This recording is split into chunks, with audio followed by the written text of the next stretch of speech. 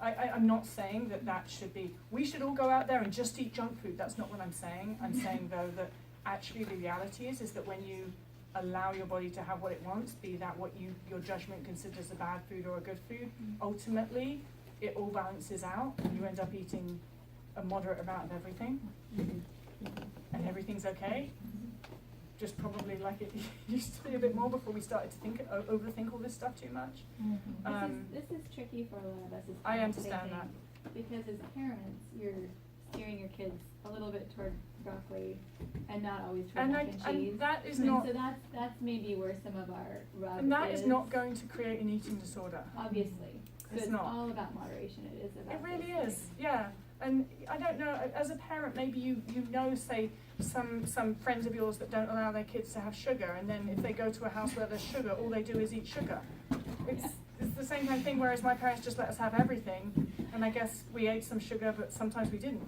You know, we didn't even think about it that much. But I did have a friend like that, whose mum wouldn't let her have any sugar or anything.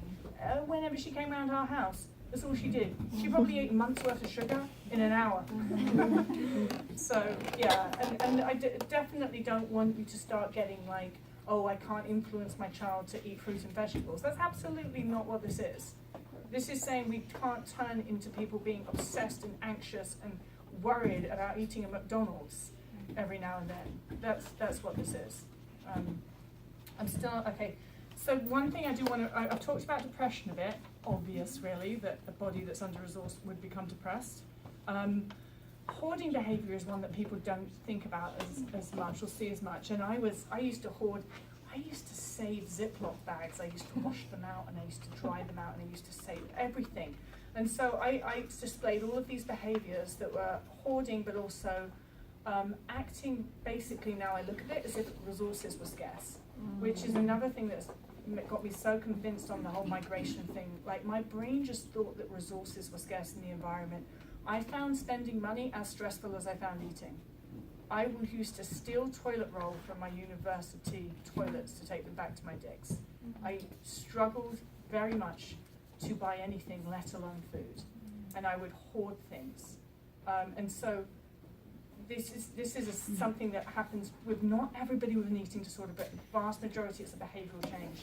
You'll just notice they're starting to hoard things. Maybe they aren't buying clothes like they used to buy. Maybe they're just these things are changing. Maybe they've started to get weird about, I'm saving all the plastic bags, or like just things that, and they're also really difficult because also in our culture it's kind of like, again, it's a good thing to save money. It's a good thing to think about the environment. I always used to tell people that, oh, I'm not driving because I want to save fuel because I'm thinking about the environment. That's absolute crap. I wasn't thinking about the environment at all. I had an exercise compulsion. But that also came into it because I didn't want to spend money on fuel, so it all fed into it. So these are all behavioural changes that are definitely important to look out for. Talked about hyperactivity. The tendency to isolate, it usually starts with this realisation, oh, whenever I'm in a social situation, there's food. So I'm going to try not to be in as many social situations. But then for me, it also developed into, I developed such a rigid and OCD day that there wasn't really any room for being social. And if I changed to change my routine caused me a lot of anxiety. So if someone said, hey, let's go and get coffee, I'd be like, well, where does my, the walk that I'd usually take in that? Like, my brain couldn't cope with it. My brain couldn't cope with working out. Like, if I go and sit down and have coffee with someone for 30 minutes, how do I make up for that? And where do I do that walk that I was going to do in that time? And then also I'm going to have to probably eat less later because I drank a coffee. All of these calculations would come into my head that I really want to bring into this, what mental pain this is. Because the simple thing, like, if you want to go for a coffee, just turns into this, like, almost like I got a brain freeze because I couldn't cope with trying to work out how I would make that work. And so that can come in why people start to isolate just themselves, because it's so much simpler. If I was just left alone to do all my OCD day, I would have much lower anxiety. So I steer clear of people. Sleeping problems are really common. Some people get insomnia when they're restricting, and some people get insomnia not when they're restricting, but when they're actually in recovery and eating more food. I think both make sense. I think I got insomnia, actually kind of both. I know that when I was malnourished to a certain point, I just couldn't sleep. And I was actually I was in England at the time, I was living in Bristol, No, yeah. And I was taken, and the University of Bristol did like a sleep study on me where they had to come in, they put electrodes on my head. Nobody could work out why I couldn't sleep. Nobody could work out why the sleeping tablets weren't really working either. And there I am presenting like half the body weight I am now, and nobody could work out why I couldn't sleep. Your body's going to prioritize food over sleep when it's in that state. Not everybody's, but like many of us get insomnia when we're really underweight. And some people's, those what happened is their bodies prioritize food or food-seeking behavior when they start eating more. And I guess that's because if you, same thing, the body might think, well, there's no food in the environment, so there's no point keeping her awake because there's no food here. But when we start eating in recovery, then the sleep problems happen. Because your body's like, yes, we've made it. We're at the feast stage. You're going to stay awake and eat the whole time. And so that, like, insomnia is really common as well. Talked about body dysmorphia, fear of weight gain. I hated being thin. I know I look like crap. I was still terrified of gaining weight. I would tell people every day I'm trying to gain weight. I believed that to be true. Although years went by and I still didn't gain weight. There's something missing in there. I didn't understand it myself because logically I wasn't scared of gaining weight. Logically I wanted to gain weight. But my behaviors were still suppressing my body weight. And I used to tell people always, I'm trying to gain weight, I'm trying my best. That was bullshit. Because actually, you know what, when I really tried to gain weight, I gained weight pretty fast. I ate more food, I rested, and it worked. I thought, I believed I was trying to gain weight, but my actions were still body weight suppression. I was still working out all the time, I was still restricting my food. Yeah. Now what about the opposite of that? So, you're not underweight, you're maybe not even overweight, but Larger body. yeah, like, but so I'm thinking of someone in my head right now. So they're not consciously trying to lose weight, but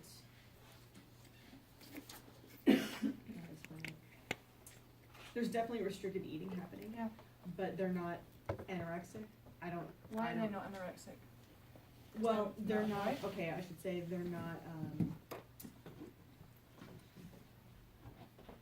they look healthy on the outside. They look like they're a healthy weight for an 18-year-old. But there's other things going on that are not healthy. So, I think I've kind of lost my train of thought now with my question. Well, Is it like there's obsessive behavior? Yeah, Okay. yeah. Well, again, it comes down to you can't tell by someone's body weight if they have an eating disorder or not, and not all people with eating disorders have low body weights. Well, this is enlightening to me because I'm thinking of this person. Yeah. So I guess I'm just saying, because you're saying you wanted to gain weight, you and your logical Oh, brain yeah, wanted but to not, gain weight. I see what you're saying. No, not everybody with an eating disorder wants to gain weight. Right. So, body dysmorphia and body image problems are a thing. Like, say, body image problems are a thing, so they're a thing separate from eating disorders. And I'd say I was, in my class at school, I was the weird one because I didn't have body image problems. But most of the kids did. So I think that for most people with eating disorders, they do also have body image problems, but that's just because most of the population has body image problems. I don't think that body image problems are necessarily have to be, a contributing factor to an eating disorder. You can develop an eating disorder without body image problems, but let's just say that body image problems are going to be a huge contributing factor with somebody that's got the genetic predisposition for an eating disorder. And so I was the odd one out, being someone that's underweight and hating it and saying I look like crap, because most people with eating disorders do have body dysmorphia. They can't see as much that they're as underweight as they are, and they also have body image problems. And so they are very, so that contributes massively to the fear of weight gain. But I guess my point is that the fear of weight gain is a logical brainstem fear that exists if you have an eating disorder, even if you don't like being underweight. It's always, that part's there.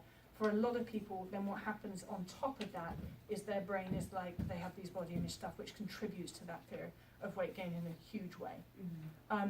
People used to, and often do, sort of say to me, well, wasn't it easier for you to gain weight because you didn't like being underweight? And I would just say absolutely no, actually. I still had this huge crippling like biologically driven, that I didn't understand fear of weight gain.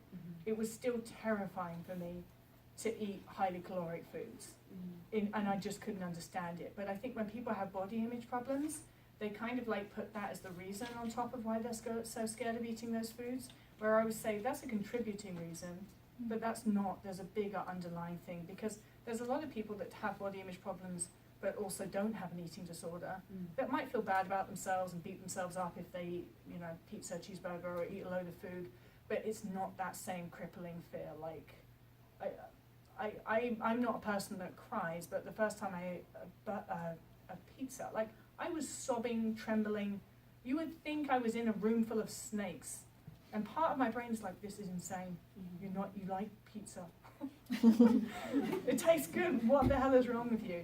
It's definitely, that fear is being driven from something that's certainly, I think, brainstem area, like our higher brain is not really in control of that.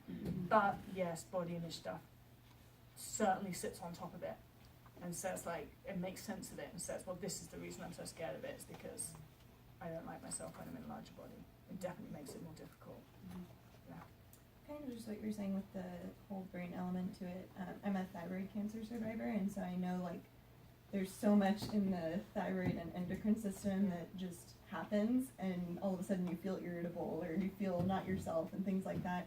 Is there a link, or is there a known or observed connection between eating disorders and endocrine issues or thyroid problems or anything?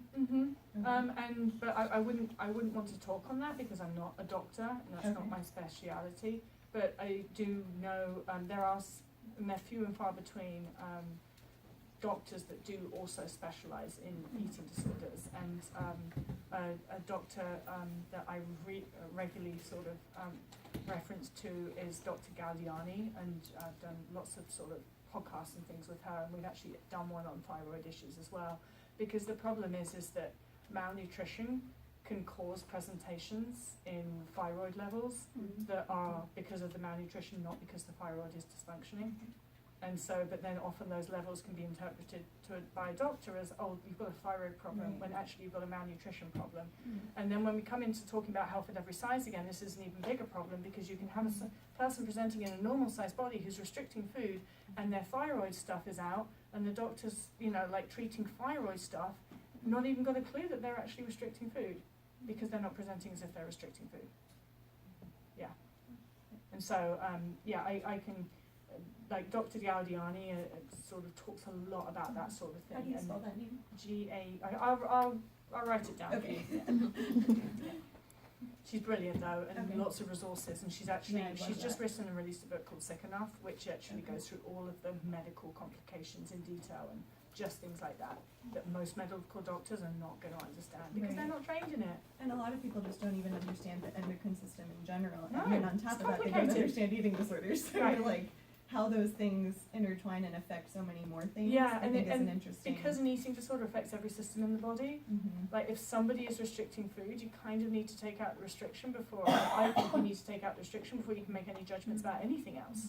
Because yes, it does affect thyroid levels if a person is in malnutrition. They're going to be out of whack, so you kind of have to get them out of that before you can then. Most doctors just can't even see that a person's restricting because it doesn't always present as thinness.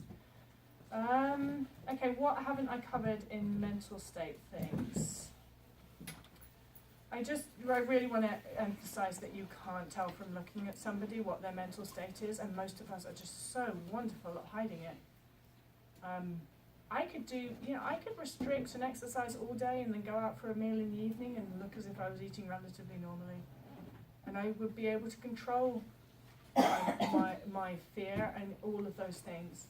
And so that's what, again, makes it so difficult. And I was also very averse to admitting to anybody that I'd been restricting and exercising all day. Because I didn't want them to know, because they try and make me stop doing that, and that was scary. Yeah. Question on, you say that people have a genetic predisposition to an eating disorder. I'm trying to think, like in my family and in my husband's family, like we don't have anyone that we are aware of. Well, that has been diagnosed. I don't know. I mean, I'm a little perplexed by that because I don't know how. I think a lot of the behaviors that she's described are eating disorders. Here's a tip as well. Most people, when they're thinking back and they're thinking like, well, I've got an eating disorder, so like someone else in my family, they're always looking at the women, they're not looking at the men. And men do present differently a lot of the time, not all of the time. And so a lot of the time you might just notice, yeah, that person was kind of like a bit obsessed with that exercise and this, that and the other. It doesn't have to be this heavily restricting skeleton person that has an eating disorder. And also, bulimia often doesn't present in low weight, and bulimia is really common in guys as well. And most people, vast majority of people aren't diagnosed because they don't even admit to it. Nobody could know if you have bulimia for years. And so you might have noticed just recently there's been like celebrities coming out, a lot of celebrity guys as well coming out and saying, I suffer from bulimia most of my life. Most of them are like highly successful sportsmen and things like that. You'd never know unless they came forward and said it. So it's, yeah. Well, I mean, I believe my sister has one, but I'm looking at, what's that balance of we've always taught our kids to read labels and to be aware of how much protein. That is not going to make somebody develop an eating disorder. It's Well, I was not. thinking of it different. I was thinking of it more in terms of my last question, right, about the restriction, like what was normal, and then what did you call it? Sort of like the hibernation mode, I suppose, where it was the constant eating, I forgot what you called it, but I think from what I'm hearing, you're identifying the eating disorder as the rail thin, don't eat, and I'm hearing it. No, I think that's why I'm questioning, Yeah, I like, think- how is it presenting? Well, And how, like, cause I'm looking at our family line and it's like, I feel like unhealthy relationships with food are really Yeah. big. Like Yeah. I And look you- back and you and I'm not can't seeing like, oh, necessarily this see the- person was anorexic or Yeah. bulimic, but I see lots of, Yeah. oh, we have some unhealthy tendencies, or we like to plan, yes, or we like. exactly. And so it doesn't necessarily, and the severity of eating disorders is a spectrum as well, and all of these things. And we get all these things like, oh, eating disorders are getting more prevalent. And I'm like, no, they're not. They're just being diagnosed more. Can I just want to throw something else in, like what about, remember we were talking recently, when you made a shift, right? And I said, hey, this is something to be aware of, because suddenly you hear a bag of chips, and you're asking, what am I eating? Right? Or That is other, perceptive. or other ways, like food is just how our family does what? Yeah, connects. This is how we show love. This is, all of these kind of conversations around food. My understanding of it is kind of as you were saying, it's an unhealthy relationship with food, however it presents. Okay, so I'd like to get a little bit more into the maybe that all of this is relevant to you guys.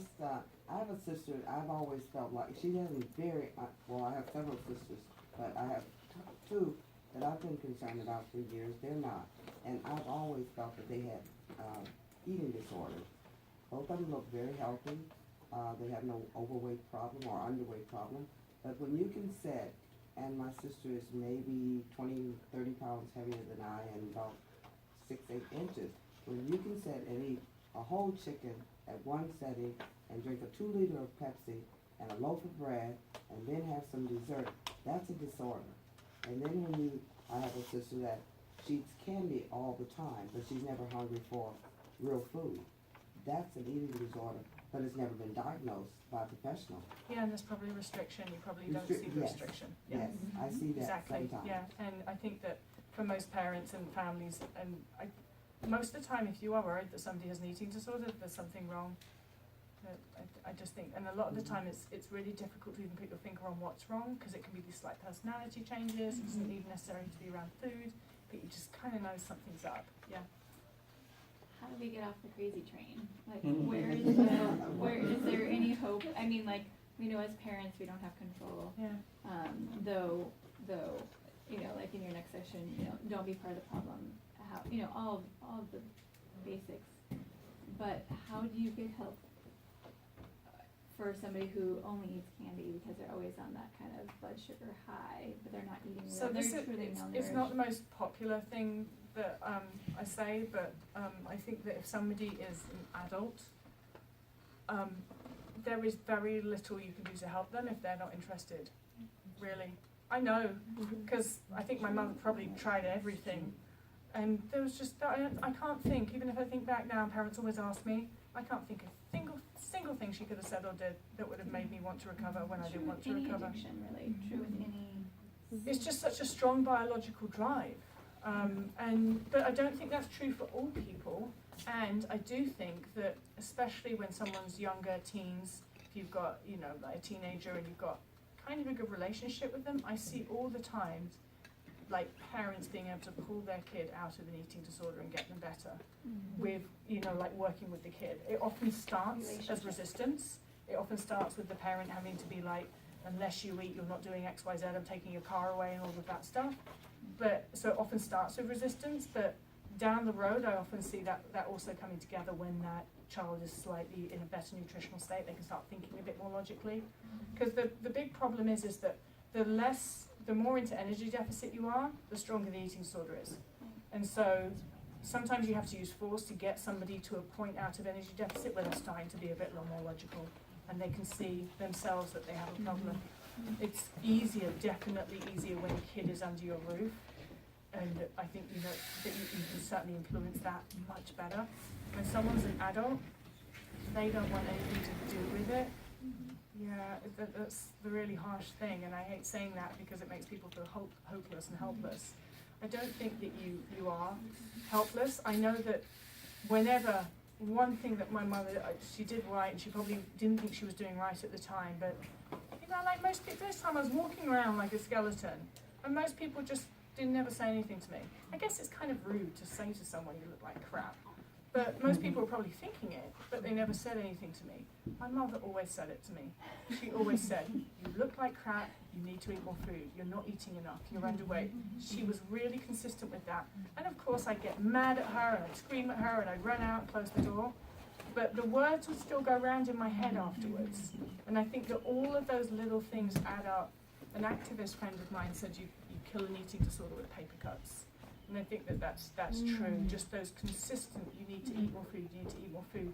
It really helped. It took years for me, but those words were always there. It was like, I looked like I wasn't listening, but I was.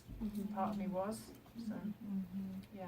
How do you kind of off of that, because I've been in the place and I've known lots of dancers just from having danced professionally who then translate when someone says, you need to eat a cheeseburger, or you look like you need a cheeseburger, that's a compliment. Oh, right. How do you translate that where your mental place is like, oh, well, thank you. You know? I think that's a cultural problem. Well, it Yeah. is we have to change our tone to, you look too thin. Yeah. You know, to where it's, you A look more unhealthy. serious thing. Like, you look unhealthy. But it's a huge cultural thing though, is because it's where we got to start, you know, congratulating people for not having thin bodies and saying, Exactly. I look great when they don't have thin bodies. And, yeah. If I can say one thing, I have to say, as a parent, having CrossFit right next door has been such a blessing because it shows these strong athletic bodies to our dancers and shows them a different picture of what aesthetic health Yeah. and bodies can look like that are strong. So that's been amazing. And one thing, I've taught yoga and I've managed a yoga studio, and so I've got some similarities but not dance, and so it's bad enough in the yoga studio. You know, every picture you see of somebody doing a yoga pose on Instagram, they're usually really skinny. So I can't imagine in dance and ballet, but I did ask the sort of recovery community. I put on a YouTube video on Thursday or Friday, just anybody have experience in dance and eating disorders, and I got a lot of responses, a lot of emails, and so it did give me, I think some pointers I think that for this industry. And it's difficult though, because I think it's really counterculture to what a lot of, like, in this industry perceives as beautiful and perceives as successful, and so that's really hard. And a lot of this stuff is really hard. It's really hard for, you know, people who have a good idea of healthy eating and nutrition to listen to someone saying like, yeah, that can be really harmful. I know a lot of this stuff is hard. So I want to go on to how to teach with eating disorder awareness. I think, point number one is understanding body diversity yourself, and I mean truly, not just giving it lip service, but understanding how, if